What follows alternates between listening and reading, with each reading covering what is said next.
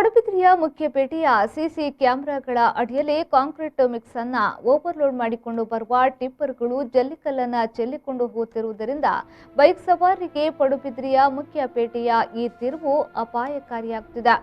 ಪಡುಬಿದ್ರಿಯ ಮುಖ್ಯಪೇಟೆಯ ಕಾರ್ಕಳ ರಸ್ತೆಗೆ ತಿರುಗುವ ತಿರುವಿನಲ್ಲಿ ಜಂಕ್ಷನ್ನಲ್ಲಿ ನಿರಂತರವಾಗಿ ಈ ಪ್ರಕ್ರಿಯೆ ನಡೆಯುತ್ತಿದ್ದರೂ ಅಂತಹ ವಾಹನಗಳ ವಿರುದ್ಧ ಯಾವುದೇ ಕ್ರಮ ಜರುಗಿಸದಿರುವುದರಿಂದ ನಿತ್ಯ ನಿರಂತರವಾಗಿ ಹೆದ್ದಾರಿಗೆ ಜಲ್ಲಿಕಲ್ಲುಗಳು ರಾಶಿ ರಾಶಿಯಾಗಿ ಬೀಳುತ್ತಿವೆ.